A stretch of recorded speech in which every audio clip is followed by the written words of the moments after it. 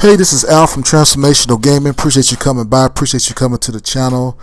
Today, I would like to talk about Starfield and its upcoming release and why so quiet. It's the most quietest Microsoft has been since and forever. And they got an upcoming release coming, and this is supposed to be their biggest game ever. So, I don't know. But we're going to talk about it here.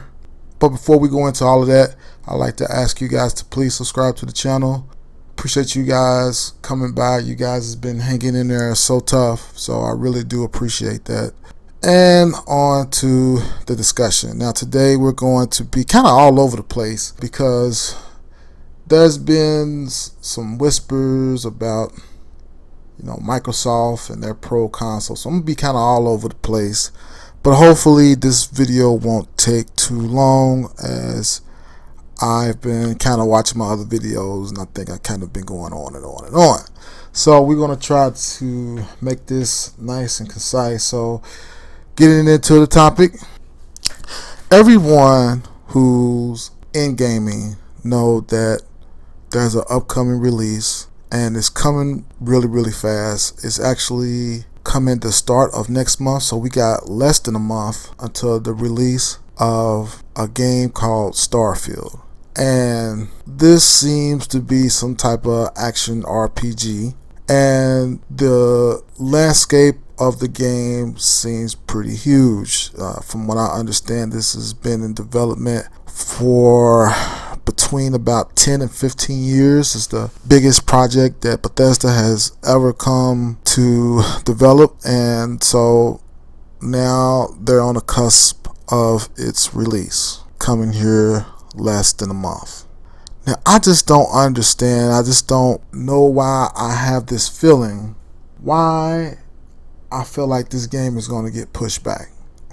I just feel like it, and it's not because of the previews I've been seeing of the game, which, to be honest, they're looking worse and worse. The more I look at previews, the more I look at demos. And it's not because of the Starfield Direct demo that they had, our presentation that they had, because in that presentation, although things look 30 frames per second, it still looked smooth, but it was running at 30 frames per second. But the more demos that they show that could be a alpha version of the game, admittedly, but the more demos I see, the more I get kind of antsy about how good the presentation is going to be. I'm really worried about the presentation. The game looks rough, especially in a demo that I've seen floating around. To Microsoft's credit, they are going to probably put this game out regardless if it's smooth or not, because the fact of the matter is that they can always go back and patch it, and as long as there's nothing game breaking, usually with these type of releases, because I've been part of software releases before, and at this point in time the managers and the producers are only worried about, are there bugs to make the game crash? And usually that's all they're worried about. They're not worried about the stability of the frame rate or anything about the presentation. They're worried about, is there anything in the game that's going to cause it to soft lock or to cause it to outright crash? And those are the bugs that they're trying to iron out. But like I said, when I seen some of the presentation that I'm looking at, the game is looking like it's on the verge of collapsing. Like, Frank, it looks like from the seams it's going to burst. And that may not be true, but I'm just kind of concerned about the game. Now, honestly, this may be opinion oriented, but with a game like this, honestly, I would have called in Naughty Dog. Now, I know Naughty Dog is working on their projects, right? They got projects that they're working on for Sony, but I would have straight up called Sony for a project like this. If this was going to be my biggest release, I would have called Insomniac and Naughty Dog, and I would have did this years and years ago. I would have did this like 5 years ago, and I would have been like, hey, look, are there any design tips that you can give us to make this game run smoother, because this is an important release for us. And I feel like a game like this should not be running at 30 frames per second on the Series X, which brings me to my next point.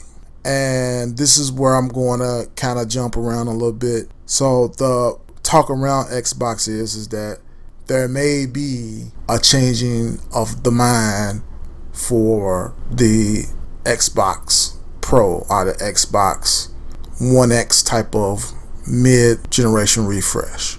And I think that's good, because here's the simple fact of the matter. If Sony comes out with their mid-generation refresh and Microsoft doesn't come out with a refresh of their console, that's going to be utter catastrophe. That's going to be like a cannibalism of their own Xbox division. Like, that could destroy Xbox no matter what they do. And the reason why I'm saying that is because, man, let's just be honest, man. At this point in the game, it's been 3 years. I understand what Digital Foundry is saying. Oh, we don't need a pro console. We need to fix the consoles that we have and dig deep and try to find something within those consoles, which is hardly ever the case, right? Like, there's nothing in a console. I remember they said something about the PS2 having some type of untapped hardware potential that had not been brought out, that's going to be brought out moving forward. Okay, and the fact of the matter is that almost never happens. And I know that we're kind of taught that throughout the years, but the simple fact of the matter is that these consoles, their specs are set. So there's no real changing unless you do a mid-generation refresh of the console, right? There's almost never anything that's untapped into the hardware that hasn't been tapped to day one. What usually happens is that they figure out a way to optimize things like the API or the engines that the games are running under. In the case of Nintendo and Sega, and Super Nintendo and Sega, they had different modes, right? So they was able to optimize and manipulate the modes and manipulate more characters and manipulate more animation by using the modes that's already there. They just had more optimized software controlling those modes. And the same thing that has been happening since, generational consoles came through. There's never been a situation where there's been some type of untapped potential that has been utilized to make games run better. I do think that there's more software optimization that can be utilized in order to get the Xbox to run games more smoothly, to allow more frame rates. So right now, they're just now really beginning to build software that's more optimized. I don't know why Microsoft does this every generation, but they release a new API right as they doing the Series X, and the API is basically just a hollowed version of hardware utilization.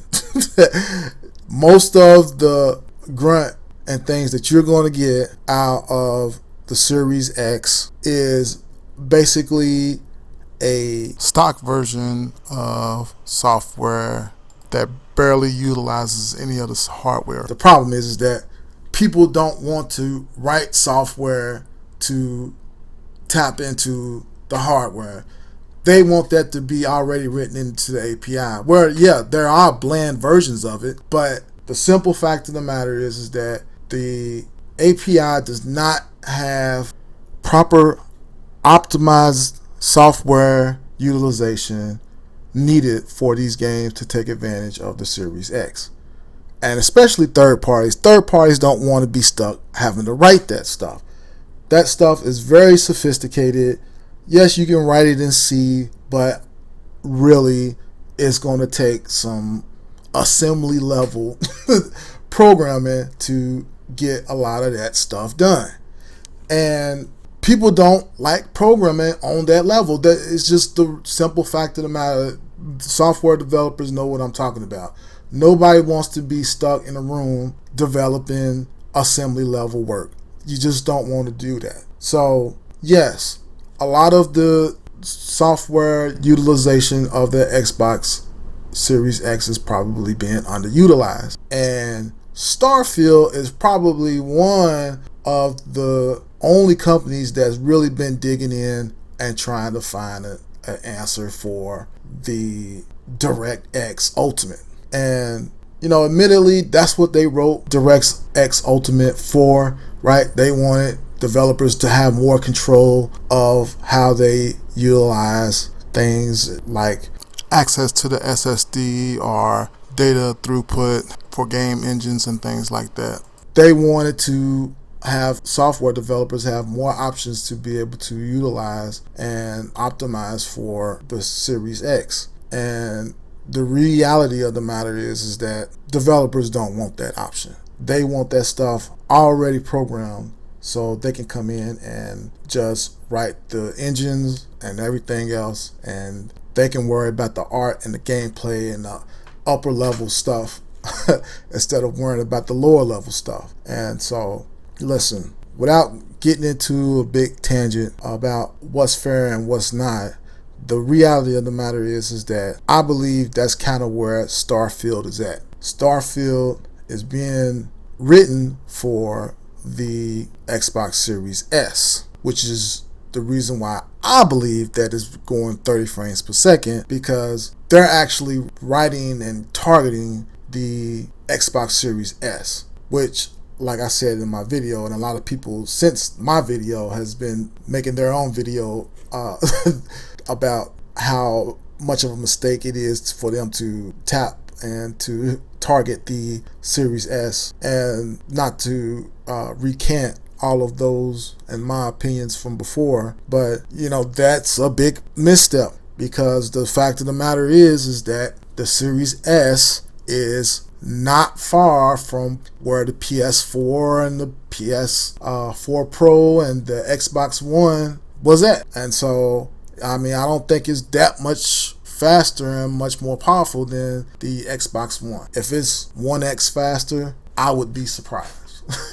I think it's more like 50% more powerful than the Xbox One. And one could make an argument that it's a regression from the Xbox One X just because of the memory pool and how they're utilizing the memory and how much memory that has been cut down. Now it's like at 8 gigabytes, where the Xbox One X, you had 12 gigabytes of RAM. So, they hope to utilize the memory pool speed, but the reality of the matter is that that's another problem with the Xbox Series X. Like, when I looked at the specs, the Series X at least has 2 memory configurations. One that utilizes 10 gigabytes of memory for about at a bandwidth of 560 gigabytes per second, and the remaining 6 gigabytes memory bandwidth is about 336 gigabytes per second.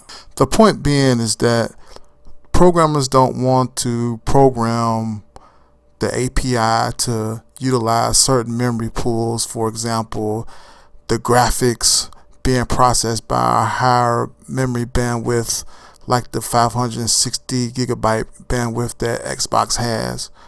Programmers having to go in and program that memory allocation priority.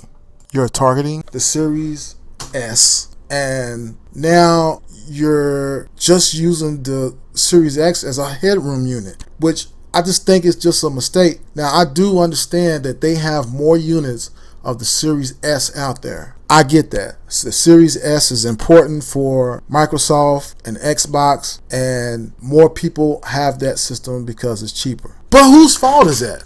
And just like, what they were saying on Digital Foundry, like the PlayStation is slashing their prices and you're getting basically Xbox Series X level of gameplay out of the PS5, which you can argue games run better just because of the throughput level. Yes, they're slashing prices for this PS5 Pro. And so when that comes, and Xbox not come out with a Pro system, it's going to be a catastrophe. So I kind of think they know that.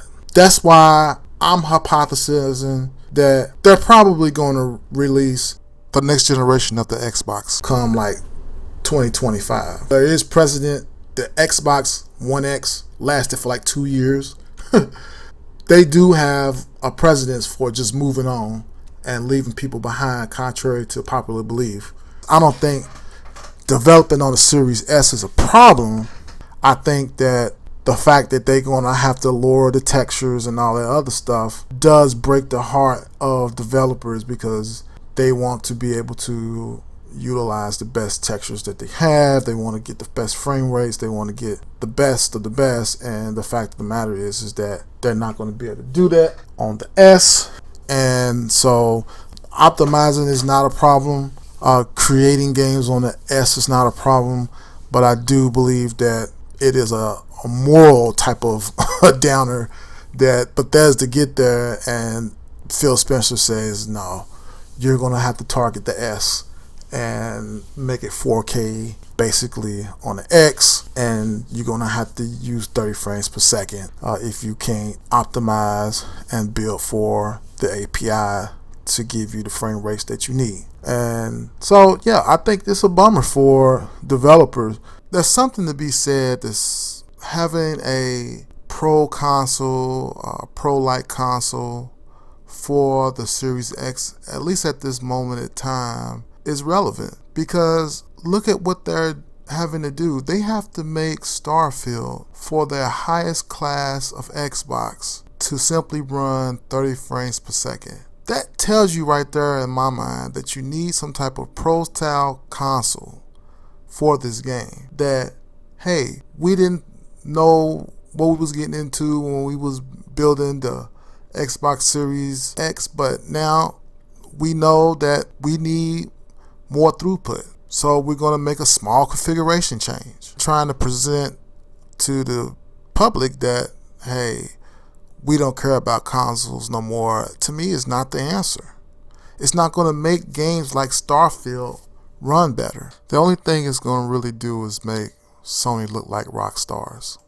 But I really think the real problems Starfield is going to have is going to be on the production side, on the story side, on the cohesiveness side. I think this game is going to probably struggle with the storyline and the game being one cohesive unit, because, you know, like Todd Howard said, this is a big undertaking, and what they have to do is balance all of these different modes that the game has into one consistent unit. And that might be a little bit challenging, especially because of, you know, all the ideas that people like Phil Spencer has and other people's on the crew. I mean, it seemed like they've been through a lot, especially if you listen to that Starfield Direct.